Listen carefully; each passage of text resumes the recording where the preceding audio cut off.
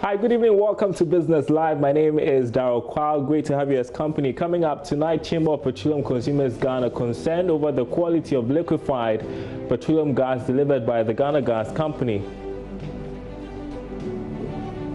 More than 80% of day-old chicks imported via cargo plane this COVID times have died. We'll find out more. And on the Joy Business van, imagine this, an online platform where you can shop for everything African fashion. If you're careful about how you shop and where during this COVID-19 times, the story will interest you. Thanks for being with us once again. We've got the details right after this break.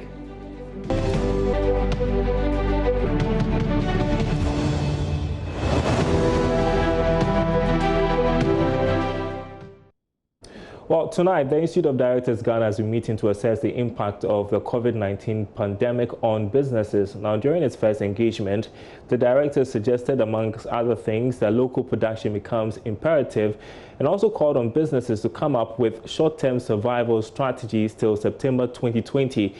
Chief Executive of the Institute, Fred Ayete, joins me to highlight some of the recommendations made. Great to see you, sir, tonight. Let's begin with some of the issues that came up during your discussions as to how much of an impact COVID-19 pandemic has had on operations of businesses. Indeed, I mean, during this period, you realize that demand is impacted, supplies are impacted. Some employees have had to stay at home because of the COVID-19 protocols and so on and so forth. What that means here is that we have board chairs, directors, and management happen to grapple with business sustainability issues and also value chain issues for them to actually sort of deal with them. And so these engagements of board chairs and directors, right, are necessary to sort of synergize ideas to look at what are these challenges, because these situations are ongoing. And you've got to really think fast, right, but also collaborate within the industry to come up with some applicable solutions that would okay for everybody. So some of the recommendations made during the roundtable, right, we believe very much that probably, vaccine may not show up very soon, right? And from now to the time vaccine shows up, if it would, what should we do? And so we look at short term, medium term, and then long term. Now for the short term, it's very important that you look at up to September. Consider the fact that if countries are closing their borders, movement of goods and services are impacted, then you've got to look at your local environment to see what you can get to really fill that. Maybe your gaps. It's also very important that there's a new normal, okay? And this new normal requires businesses to, as it were, have some strategic capacity development, but also have some mind shift, and then also have a new mindset to realize that no, this is where we are, this is what the situation is, and engage stakeholders, especially employees, right, to sort of get them well informed to the extent that they know what is happening and what is being done to sort of sustain the business in moving forward. And if there are some adjustments to be made, those adjustments can be made. It's also important that board chairs or various boards will have to consider bringing in some experts, right, with some skill set to help with some of these decisions. So we believe very much that the recommendations made for the short, medium to long term should be able to sort of help businesses in this country to sort of navigate their way through the situation. Indeed, it's very important that the pandemic is quite systemic and sort of transcends individual businesses. And that is why it's important you bring ideas together, and we'll be having a series of these roundtables to discuss these. All right. I mean, it's important you talk about the fact that we have to bring ideas together. And I'm just imagining if I were a director or in a board or on a board, the biggest decision or the biggest task for me would be how to make my business survive within the short term, within the first 6 months of this COVID-19 pandemic you talk about. What are some of the considerations that directors have to be making right now? Well, I mean, the directors have been considered that first you've got to make sure your employees are safe. So before you think about profitability, you need to look at the safety of employees and also even customers who are coming through your door. So you've got to establish that. And then also for you to look at what will enable you to survive is to really appreciate that there's a new normal, do you have to now consider what will be your sources of your suppliers? How do you manage the demand if it's gone down? What is your business continuity plan in moving forward? So if you're a director, it's very important that you put your team together and also bring in experts within the industry that you operate and make sure that you are implementing short-term solutions to make sure that you'll survive. So first, you've got to make sure that the employees are safe and customers who come through your door or you're engaging with are also safe. Then you can think of your business surviving, then you look at profitability moving forward. You talk about the fact that you have to ensure that your employees are safe. I know that some companies have had to take very drastic decisions, such as lay off workers and all of that. How does this work out for directors? I mean, how much of a difficult decision is it for them to take at this point? No, indeed it is. A lot of adjustments have had to be made in terms of either you've got to do a lot of virtual work virtually, right, and look at new technologies that enables you to operate remotely and still provide goods and services to the quality that your standards, say they have to. And so, as boards provide leadership. Yeah. And for that matter, there would be a lot of pressure on the board chair and the directors, and so extent also the management, which will be headed by the CEO or the managing director. And so it's very important that these considerations are looked at and consistently maintaining focus. Keep your eye on whatever you are doing and also recommendations which are being made and then implement them. And then also any business continuity plan that you have, you've got to activate that. Survival is the key. Okay, the final one, we have just a minute on this one. I think we should highlight was the fact that you also said local production was imperative during these times. Now, I think that there's been a wake-up call since this COVID-19 pandemic started. What were some of the key recommendations on that one? So some of the key recommendations are simply this. You've got to find out what are some of your inputs which can be substituted locally, and try to invest in those local channels to make sure they become available to you. Because likely if they are imports, they could be more expensive, movement could be affected. So it's very important that you've got to look at your mix and check what can you get as much as possible from the local market. Otherwise, you've got to inculcate and sort of develop new sources by locally, investing them locally. And so this new normal would also cause a lot of paradigm shift in how businesses invest in local enterprises in terms of their inputs to whatever they are producing. All right. Mr. Fred Aite, Chief Executive of the Institute of Directors Ghana, thanks very much for speaking to us on Business Live. I appreciate your time.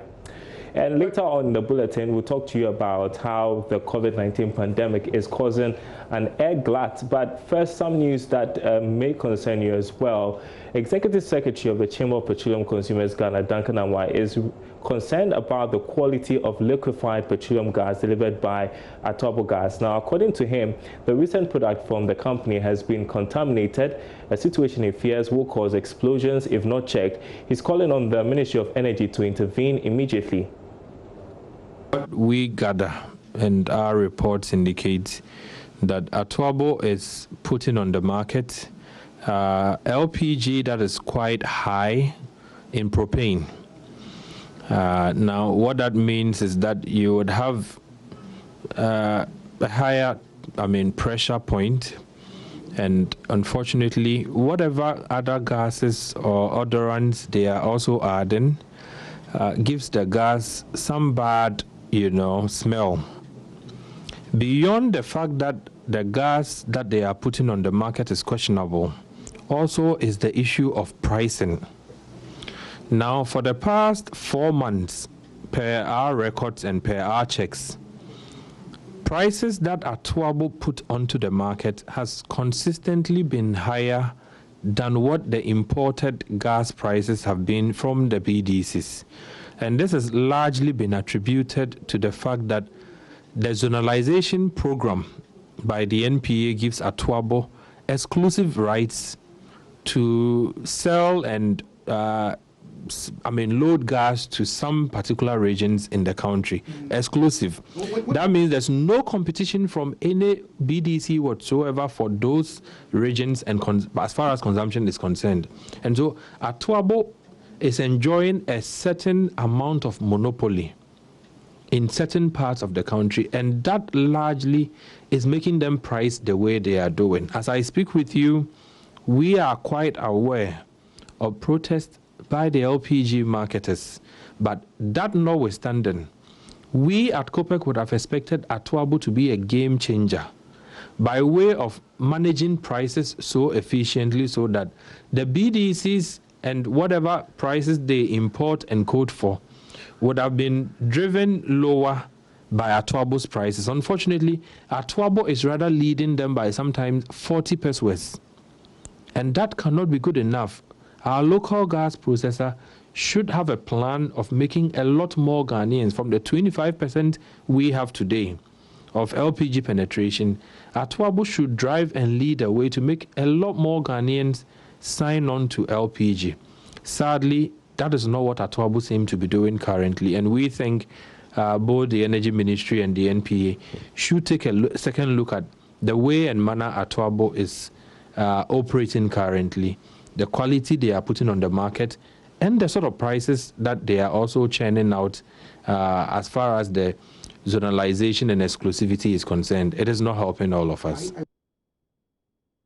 Next, now, over 500,000 eggs sit at the farm gates in various markets nationwide, getting rotten as an egg glut hits the country. The Ashanti region has the largest population of large-scale poultry farmers, numbering about 13.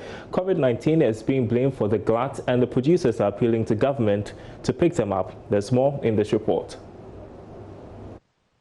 Eggs, several eggs, at the railway market, Kumasi, go bad as a glut hits the country from COVID-19. The hardest hit in the value chain are women. They are here sitting outside waiting for customers who may never come in these COVID times. More than 90% of sellers are women who say they are losing thousands of Ghana cedis. These are eggs which should have been bought within a day. However, they have been here for over 5 days. A lot is had been in the system. So we were trying to plead into the authorities. We have a lot of people, the donors, that they are giving money to others, they are giving free food to others, that they also coming into our aid. Why? Because we are all aware that eggs reduce our immune system. So if they also turn their attention into our side and buy some of the eggs we have the orphanages, they can give it to them, that's one. We have the frontline fighters, that is the doctors and nurses that they are taking care of the COVID patients. They also can take some so that it will imbue their immune system to fight against the disease. And then we have the prisoners as well, we can give them to them. And they are needy one. There are some people that they cannot even get money to buy one egg. They wait until it's Xmas or Easter before they can get one egg to eat. So those people too, the authority can also help us so that we buy these eggs for them and they also get their immune system to fight against the disease that we are all thinking about. They used to be bought cash and carry, but they are currently being given out on credit, and the various experiences are bad. Customers kakra yɛde bi kɔ nkran yɛde bi kɔ takrade takwa prestia ne ade nti wo customer wɔ hɔ a wo hwɛ abebu so no na otwe bi yɛde bɛbrɛw nti na ɛsa wo nso wodi bi kɔ moma wo nti obi wɔ hɔ a wotiri yi a ɔyɛ no kwafo ɔbɛtɔn no de usika abrɛw obi wɔ so obedi fa obi wɔ kra o metua kra before Christmas yɛ wɔ ha yɛ tokosi abrante bi yɛfrɛ na adu jamfi wo ba baako wo bɛtɔ utua na ɔsan ba biem ɔne maame bi di dwa wɔ ha Abante ne beto ye mrada sesa akosu ye wo ha nyina de ko ye yente ne nka biom ofra no cross onimu sese ano ne ayehia aban ne so ne se obeboa ye so o madeda hospitals na o mentumi ntokusu ye ne bi no aban beboa na wato na wachecha ama wo aka ne de first kosu ye ne day e betuma to more than 1,000 crates sese kosu ya ba 50 crates akoso na 100 yentokusu ya no kra Tama edumane ye ayetin sisi de papai ne de se dodo na yetugu epise wunya ba bia emfa nko first na nko mo ye aduane bi bua ye sisi no mo se de aye no kwesi odo ko ye aduane bi hu a obeka se ase onto ntitu a na yetugu ntika na yebo Me imagine how me say over 1 billion. Our come. Me sanka. Oba china. Oba kono so sa ontia. Come so ya den a obagini sika. E be say no do third ane. Ama aboa na di no asade abele yen. Enti ye wo hande nipa bebree de ka. Ti nipa bebree hwe ye o mo de ka ohun oba nso de meka. Oba kono so sa obu twakwan a on sanka. The Ashanti region has the largest number of large-scale poultry farmers out of the 29 across the country. Now, poultry farmers nationwide, apart from the egg glut, are faced with day-old chick supply shortage. National President of the Women in the Poultry Value Chain, Victoria Nogbe, says more than 80% of all day-old chicks imported these COVID times by cargo planes have died. She asks this leaves a big gap which local hatcheries cannot fill. And you and I, we are aware that the imported broiler meat is cheaper than the locally produced one. And we are not that competitive.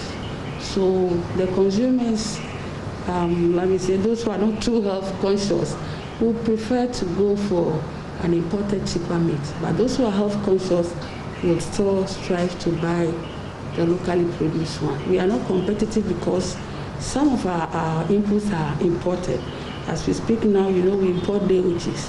Yeah. So even the COVID that has made it very difficult because our production cycles are going to change. For the time that you're ready for the day chicks, the planes are not coming. Yes, already I've mentioned that your production cycle will change because at the beginning of the year, you plan your production cycle. When are you taking your day chicks? How are you monitoring it? So that when the seasons are with us, like Christmas, you can have a lot more eggs to sell. Then people need the old layers for meat. So by Christmas, you are selling your old layers. Now, those of us who have sold our old layers at Christmas, now it will affect how you restock because the day-old chicks are not coming as it's supposed to be.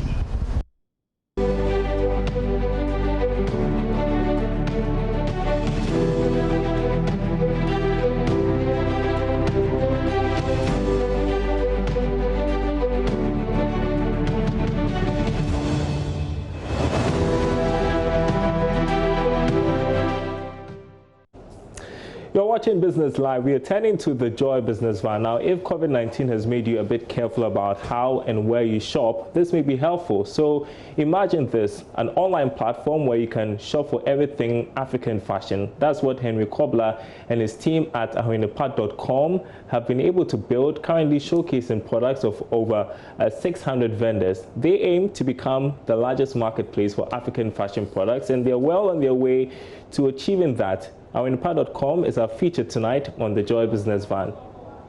The fashion industry is worth trillions of dollars globally. Many African entrepreneurs are pursuing opportunities in that industry. Problem is how to market their products or where to market them. There appears to be a solution.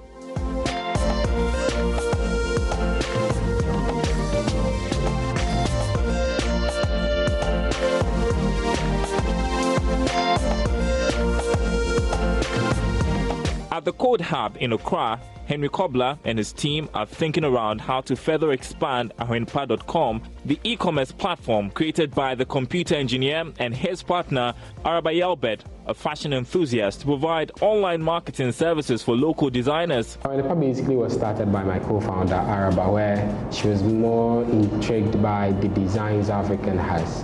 And so she decided to start selling most of these products. But from the computer background, I thought that it was better off to create a platform that brings most of the vendors together to sell most of these products, because it was so difficult always trying to find different creative people from different locations selling their product for her to sell to most of the people that would be interested in. Ahoinipa features some of the best fashion brands in the country, such as Agile and Alfie Designs, carefully selected, and the emphasis is on quality. Ahoinipa in our local parlance means a product that is well woven. So Arenia means woven, and then the pa means quality or good. So the main together comes into being Ahoinipa. A product that is well woven. So that's where we came out with that. We were looking at a word that essentially culminated what we really wanted to push out there. All you have to do is surf for your product of choice and make your payments online. Ahwenepa then gets commissions on the products sold, and that's how the e-commerce platform makes money. And it appears to be working for a country where e-commerce is gradually becoming popular. Although the numbers are way below the global average of about 30%, young Africans with access to internet are embracing online shopping more. So behind Ahwenepa are some amazing people that make it work. Even though it's an online platform, we basically have a lot of people that make sure that the day-to-day activities is on point. And I'm going to walk you through to see them.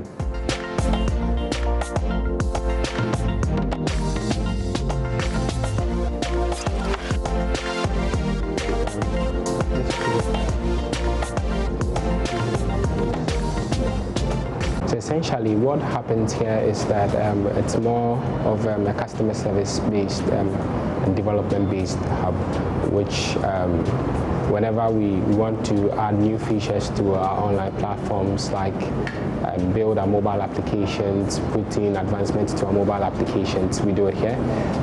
Also, if we have orders, there are customer service representatives that basically are going to call the vendors, make sure that the products are available, call the customers, give them the right information, and take the right information also from them. What's perhaps more impressive about Ahwenepa is that it's expanded to 5 countries in just 4 years, including Nigeria, South Africa, Rwanda, and Kenya, where they have started production too.